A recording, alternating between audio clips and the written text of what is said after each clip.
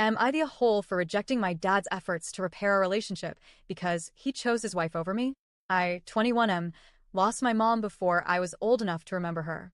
She passed away when I was still a baby, and for most of my early childhood, it was just me and my dad. We were close. I remember how much he used to smile when he looked at me, how he'd read me stories at night, take me to the park, or just sit beside me watching cartoons.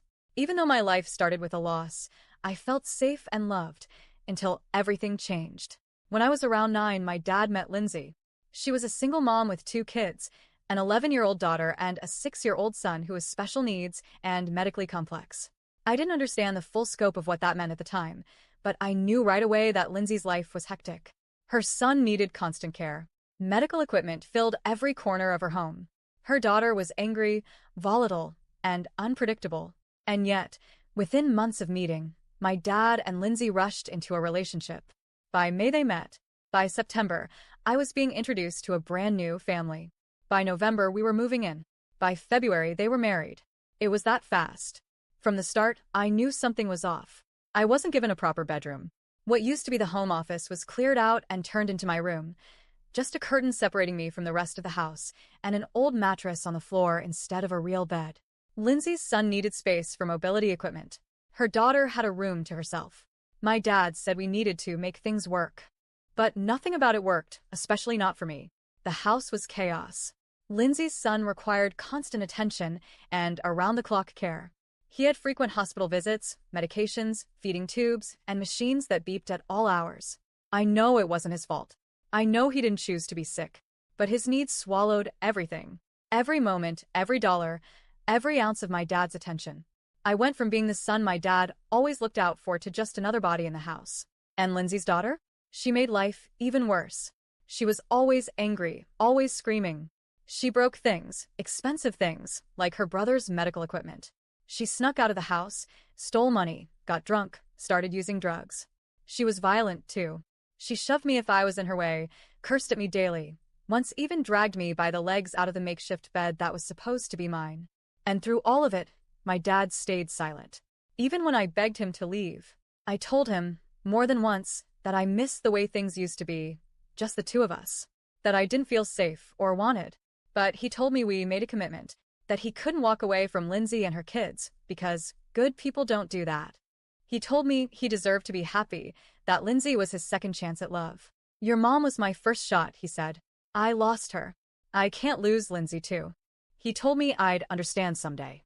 When I was 13, Lindsay's son had a medical emergency and ended up in the hospital for over a month.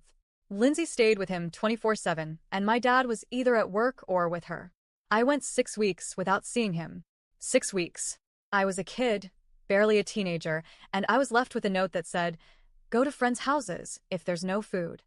That was it. No check-ins. No hugs. No, how are you doing? Just silence. And constant verbal and physical torment from Lindsay's daughter. I barely slept. I barely ate. I spent most of that time hiding behind a curtain, trying to make myself invisible. When I turned 15, Lindsay started treating me like a full-time babysitter. She expected me to help with chores, do errands, pick up after her son. When I said I didn't want to, my dad told me I was being disrespectful to my new mom. That's what he called her. My new mom. I snapped. I told him to F***** off. Told him she'd never be my mother and that I hated everything about our life now. I said nothing good had come from him marrying her. That was the beginning of the end. We had more fights after that. Lindsay cried and said she loved me and that her son adored me and would be devastated if he knew I saw him as nothing but a burden. But that's what I was, burdened. I was forced into a life I didn't choose, where my needs never mattered. So when I was 17, I left. No warning. No plan. No money. I just walked away. I left a note for my dad, just like he had done for me, and disappeared. He filed a missing persons report, but when the police found me, I told them I was safe and refused to return. I managed to stay off the radar until I turned 18. Then I was free. Eventually, I found my mom's family.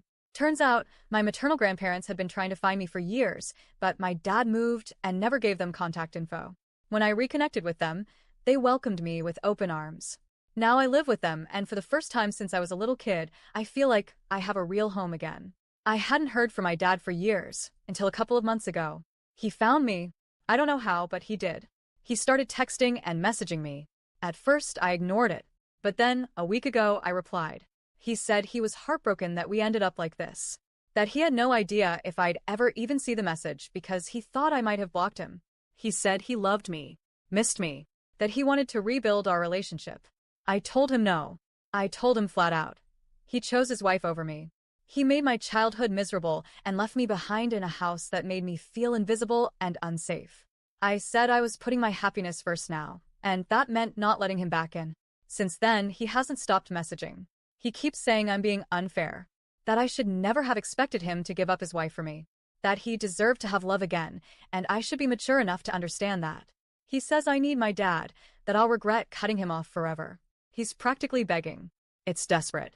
Sad even. But I still feel like I'm doing what's best for me. Am I the a-hole for rejecting my dad's attempts to fix our relationship, even if he says he needs me now? Because all I keep thinking is I needed him back then. And he wasn't there.